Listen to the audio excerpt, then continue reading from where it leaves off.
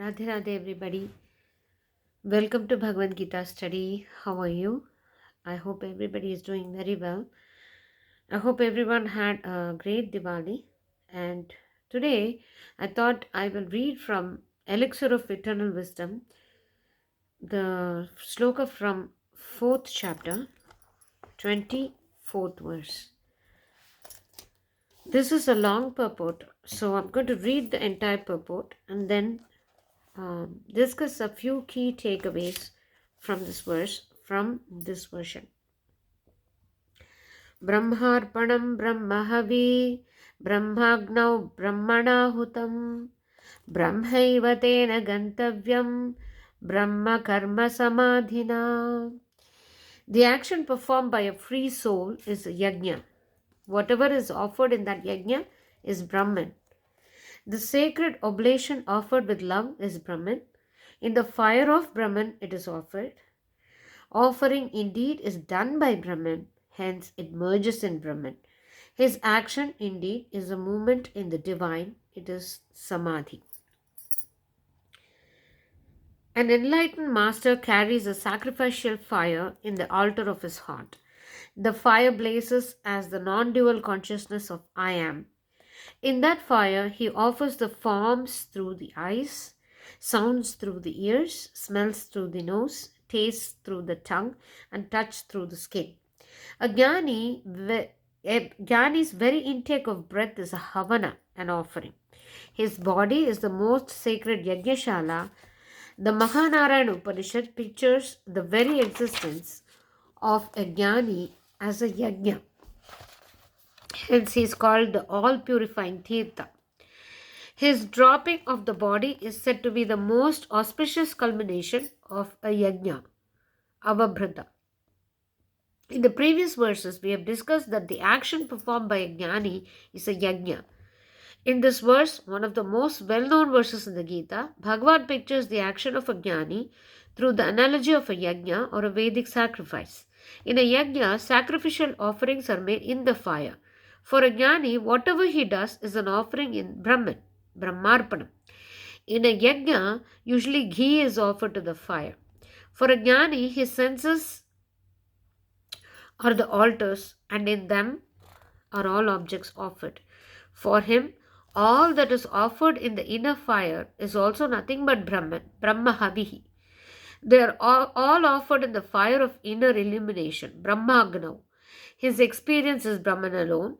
And who is the one offering? The one who offers is also Brahman, Brahmanahutam. And where does this offering go? Into which Devata does it merge? Brahmaiva tena gantavyam. It goes and merges in the absolute Brahman. Brahman is the goal. What does one achieve as a result of this sacrifice? One attains the Brahman. Brahmaiva, only Brahman. What is the yajna called? Brahma karma samadhi. Karma or action is usually followed by vikshepa, distractions in the mind, and never by samadhi. A person engaged in action is compelled to think a lot. Desire, attachment, aversion, doership, enjoyership, these make up the fuel that blazes forth as the fire of samsara, and action is mostly accompanied by these. These are opposed to the tranquil state of mind, state in which the mind reposes in Brahman. Here Bhagavan is picturing the samadhi state of a sage. He is ever active and dynamic, yet incessantly in samadhi, the actionless state. Even while active in the world, he is ever aware of Brahman. His action is called Brahma Karma. His every action is Brahman. Very action is Brahman. This means that his action is recognized as Brahman. How is it possible that something that appears dynamic is recognized as that which is still? The actionless principle.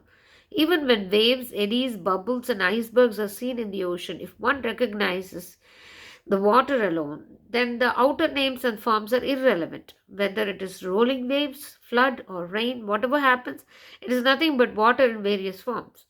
That recognition of oneness, which wipes out all the hallucinations, illusions, and delusions due to duality, is samadhi. That is Brahma Karma Samadhi.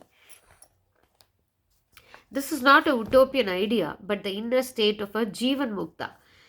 The moment one realizes Brahman, one is no more the body. such a one is ever identified with the substratum in which all actions arise, remain, and subside. The substratum is Brahman. In fact, Samadhi is another name for the substratum, the self. Samadhi is not a mental state. The yogic samadhi, of course, is a mental state and it's certainly opposed to karma. No action is possible in that state. But the knowledge of the self includes everything. It is not opposed to action. Vidyaranya Swami says it is possible to even rule a kingdom without losing the awareness of the self. A man who acts in a drama dressed as a woman appears to the audience as a beautiful lady. Enamored by his appearance, everyone takes him to be a woman. But never even for a second will the actor himself forget that he is a man. In fact, it is impossible for him to do so. And once the drama is over, he need not recollect and regain his manhood by removing the costume. Even during the drama, while he is strongly identified with the woman character, his manhood remains as it is. Such a state is called Vastu Tantra. That is, it is not based on will, desire, imagination, or identity. These are all mere mental modes. But it is based on the nature of the thing. Brahman is the nature of the self, the import of I am. No amount of imagination or identification can change that isness. The I amness is Brahman. Amness is the Brahman. And it is the I that makes it appear as if associated with the body and mind. The jnani, once awake to the sense of amness, becomes totally free. Once, at least once, if one has had a glimpse of the state, one has looked deep and straight at the center of the I am. Free and liberated is he. He knows, yes, I am Brahman. I am free of all these illusions of nature, the body, the mind, ego, and so on. That awareness of the essence of simple existence is samadhi. That is Avikampa Yoga, the unshakable yoga, as Bhagavan puts it in the 10th chapter. It is based on the very nature of the self. Hence, it is also called Sahaja Nirvikalpa. Nirvikalpa means free of all dualities, doubts, emotions, images, doership, and enjoyership. They are all vikalpas. When not veiled by the clouds of the mind, the I within shines forth as pure consciousness. This is nirvikalpa. When thoughts are made to subside through effort and the I is held in the ambit of vision, that is nirvikalpa through effort. Once the jnana dawns within, the jnani needs no such mental stoppage to be aware of his real nature. This is natural nirvikalpa or sahaja nirvikalpa. Easy holding on to one's natural self-awareness. There, even though the mind and the body are active, the I of the jnani is not at all covered. He is always aware that the I in him is the supreme, ever free, blissful God. This is Brahmi Sthiti. All actions of the intellect, the mind, and the body happen around this, and they offer themselves into the inner fire, the fire of self-awareness, the fire of natural state, like the yajna offerings of ghee into the fire. When he sits still in samadhi, his samadhi is Brahma Yoga Samadhi. When he performs actions and yet does not lose the inner samadhi state, that is Brahma Karma Samadhi. Though karma is performed, the awareness of the self remains undisturbed. Such a samadhi state can be seen in Krishna, Janaka, and Ambarisha. Sama means equilibrium. Equal, same. Dihi means intellect. So the state where Dhi, the intellect, remains always unperturbed, calm, aware of the oneness is samadhi. Self-knowledge alone is samadhi. That is what is meant here. The state where Triputi is not is Brahma Karma Samadhi. The actor, the action, and the fruit of action all become one whole, Purna. This sloka is usually chanted before meal times at ashrams. This is done to affirm that whatever we experience, whatever we see, everything is the one alone. The one who eats, the food eaten, the process of eating, all are divine. The digestive juices inside our stomach and the intestines are also forms of divine. The Lord says in 15:14, I exist in the stomach of all beings as the fire of digestion, Jataragni. I digest all food that is put into the digestive system.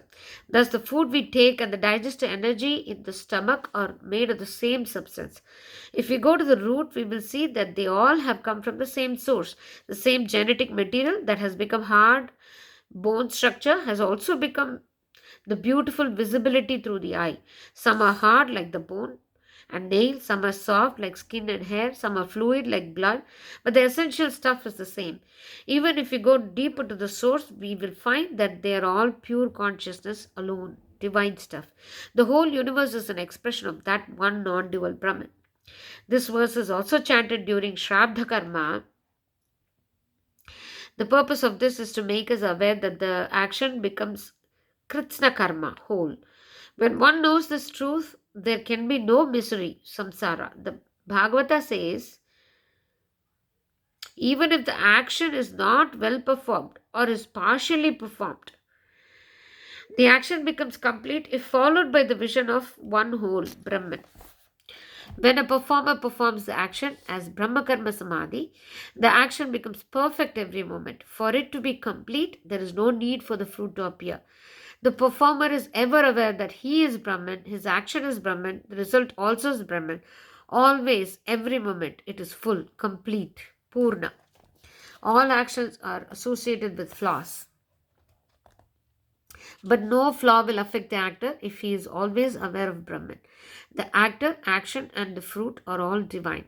That is what is affirmed again and again. This knowledge alone will lead to the highest conflictless spiritual experience. This is a beautiful verse. Yes, it's chanted during meal times. I have heard it being chanted in Ramakrishna Math when I used to go there for Swamiji and Thakurji's birthday. We used to be offered meals and this used to be chanted. So the takeaways from this verse is, so if an action is performed as a yajna or an offering, it frees oneself from the bondage of the karma itself or the action itself. So if we are always aware of Parabrahman, then our actions become pure because the actions are performed from that awareness. Is that state possible? Is that state possible from where we are is what I have asked myself. So we invariably live in duality, and that stage that is explained in this verse is far from it. So why even bother saying this to Arjuna, somebody who's a householder, somebody who has things to do in front of him, especially Ghora Pararabdha, which is just to kill his own family members. That is the duty that's right there in front of him. Why bring up such a high, sublime concept in front of him? Here, you see Jnana and Bhakti converging into one right here. You see, the very concept of Brahma Karma Samadhi, which is performing actions as a yajna and therefore attaining the samadhi that comes out of it, is done by practicing this one thing, that is being aware of what actions are performed and offering it to Lord. And that itself is very essence of devotion. While you perform devotion, what are you actually doing? You are already living in the world of duality. You're not going to say, I am Parabrahman, I'm performing this action which is also Parabrahman. The result that comes from it is also Parabrahman. And everything is fine. I'm free, I'm ever free.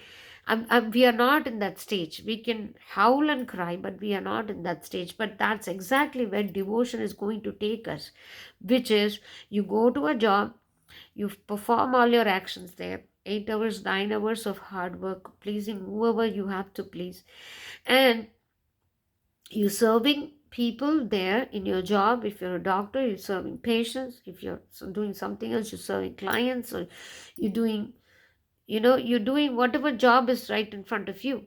So while you do your job as a clerk or an electrician or an engineer or a doctor or a government job, a non-government job, or desk job, you're building a road, whatever it is, you perform the action with the idea that I'm serving Lord from this action, and that whatever comes from it is all given by the Lord and will be used to please Lord. When you start doing that, your karma becomes Brahma karma. And Brahma Yoga Samadhi is spoken of, and Brahma Karma Samadhi is spoken of in this verse, in the purport, in this version. Brahma Yoga Samadhi is the actual samadhi that a yogi goes through by stopping his mind from going elsewhere and stopping all his actions and performing, Kriya Yoga or whatever yoga we perform. And there is, breath work involved, there's everything involved, and then your mind completely ceases and you're in this ever blissful state, which is samadhi. That is Brahma Yoga Samadhi. Wherever we are in our life, is this possible? This isn't possible. That being the case, is Brahma Karma Samadhi possible? As it was said in the purport, that samadhi is nothing but equilibrium in thee. So in our intellect, when there is samanilai or samam, equilibrium, then we are going to attain that state. Right there, being wherever we are. So Jivan Muktas usually operate from this stage, and Ramana is always quoted in this book. He used to feed the animals around him. He used to, look through proof of people that wrote poems and books. They used to come and tell him to look for, proofread the whole thing. He would proofread stuff. He was writing hymns, and there's so many writings of Ramana. And, it's amazing. Bhagwan Ramana Maharishi could write in Malayalam and Sanskrit and Tamil, and he had proficiency in many languages. And being in that cave at the age of 14, 15, and many years meditating there and never having gone to school, he had, of course, he's Bhagavan, so he had proficiency in those things. He was pretty much doing everything. He used to help people in kitchen of his ashram. So he did everything. That's where Jivan Mukta operates. All his actions were actually surrendered to the Lord, or offered as a yajna. It was an offering rather than an action. So how does one bring about Brahma Karma Samadhi where we are? We can start by performing all our actions as a service to the Lord. There was one bit from Premanand Maharaj, who's actually a force of nature now. He's amazing. His videos are just, his satsangs are extremely helpful, and they've started to do captions for his satsangs. I would leave a link below, and if somebody is interested, they can go look at it. So he talks of a stage where people that have important jobs, like for example, somebody is in military, somebody is a CEO of a company, somebody is a doctor, they have long hours of work, and they cannot sit and do spiritual practices, leave alone, they cannot even do puja, whatever the bare minimum, no meditation, nothing. Such a person, how is he going to benefit from spirituality? He teaches one easy thing, where you go to job, you do a day's work, you come back home whenever you're ready to rest. Just tell God that this entire 8 hours or 16 hours or whatever I spent today at the office or at the border or at the hospital or wherever I did, whatever I did, it is offered unto you. Lord, please take it. And then, keep on doing that. Just keep on offering your services to the Lord. And whatever you're doing, and your salary comes, and then you're serving your wife and your children, you're buying stuff for them, you're making them happy, you're serving your mom and dad, whichever stage of life that you are in, and the family that you're serving. Constantly remind yourself that these people that I see, these bodies that I see and call me my sister, my mother, my father, my daughter, these are all images of Lord. I'm serving the Lord by going to a job, by bringing home salary and spending it on these people's welfare. These are all forms of Lord for me. I'm serving Lord through them. Just this awareness and repetition or remembrance will take us to Brahma Karma Samadhi. That's very excellent. It's devotional, and it is also a jnana path, because you're constantly having manana and you're constantly identifying yourself as something that is more than the body. You're serving other forms of Lord. You're not just a body that's a wife, or that's a husband, that's a sister, or that's a mother. You are identifying yourself as somebody from Lord, serving the Lord. And then comes that, it has to be experienced, as this purport says, that the jnana dawns upon this person that he himself is Supreme Brahman. All that is being done through him is Supreme Brahman's, Parabrahman's work that is being done. That things the dawns on the jnani. But jnani is not made in a day. And jnani goes there by constantly reminding himself of uh, the jnana that he is going to attain. So being where we are in our daily life, we do need the power of devotion in some form or the other for us to get to that stage, is what I got from this verse. I hope you all enjoyed this one, and I'll meet you soon with another verse at some point of time. Thank you for subscribing. Thank you for listening. Thank you for watching my videos. I hope your Bhagavad Gita study is going very well. May Sri Lord Krishna help us all get maximum out of this amazing, sublime text. Radhe Radhe.